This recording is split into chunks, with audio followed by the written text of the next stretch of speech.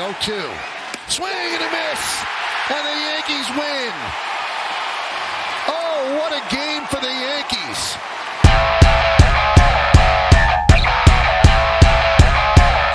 Kenny C getting in here to break down real quick for you guys the latest surrounding the New York Yankees and how they've played. About a week ago, I was ready to rip this team. They looked hopeless outside of Soto and Judge in the lineup.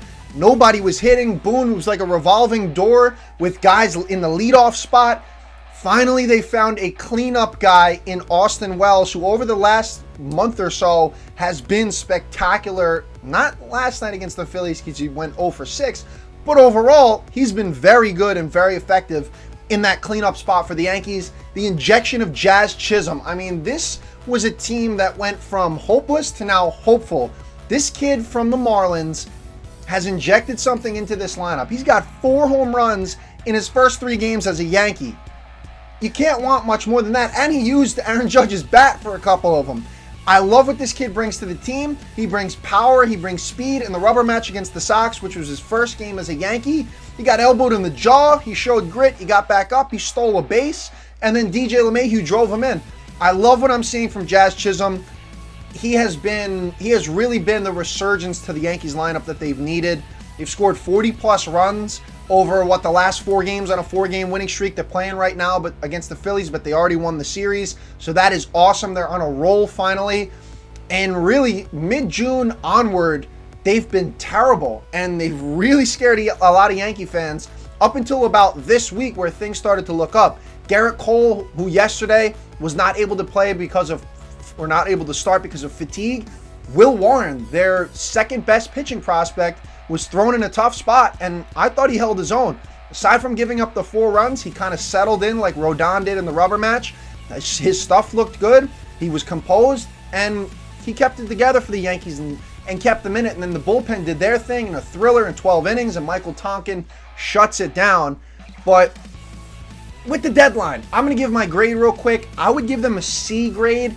I'm worried going further into the season as we approach the postseason, based off of how Clay Holmes has played as of late. His last 5 out of 7 save opportunities he's blown. I mean, Yankee fans put too much trust in this guy to be the next Mariano Rivera. It was never going to happen. You can't put that sort of expectation because no one will ever be Mariano Rivera, in my opinion. But Clay Holmes kind of worries me. I wanted Cashman to go out and get one of the bigger guys like Tanner Scott or Pete Fairbanks. They probably would have had to given up a lot, but I mean, that's the way the cookie crumbles, am I right? Like, if you want to really significantly upgrade, you got to put some big prospects out there or something that's going to spice up the trade to get it done. But they settled for Mark Leiter Jr., the nephew of Al Leiter and the son of, obviously, Mark Leiter Sr. I really liked what he brought last night. He looked composed, and he got them out of that, the 11th inning. So I've liked what I've seen already from him. He's a strikeout pitcher, too. I believe he's top 12 in the league in strikeout percentage, so I like that.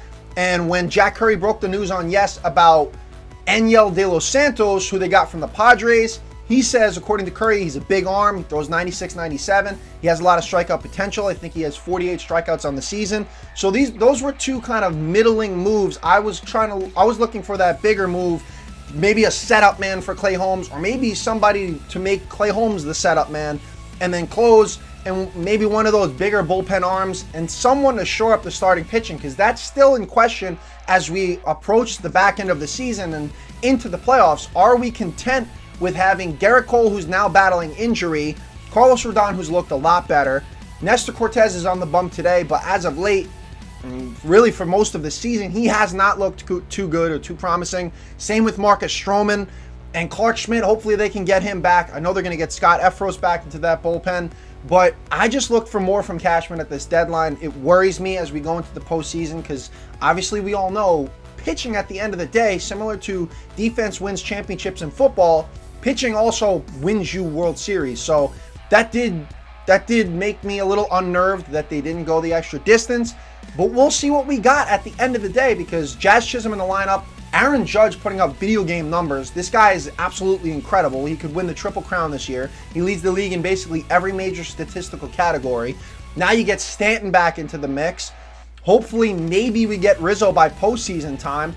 I like what I'm seeing so far from the Bombers as of late. They're starting to build up that momentum and that confidence again. But again, at the deadline, I wanted Cashman to make that go that extra mile, because you got Soto on a rental, and with him and Judge playing the way that they're playing, I really wish that he would have been a little more all in. But wait and see is the motto, I guess. Am I right, Yankee fans? Drop your comments in the comment section below of how you think the team is doing lately and what your aspirations are moving forward as we go through this regular season and into the postseason.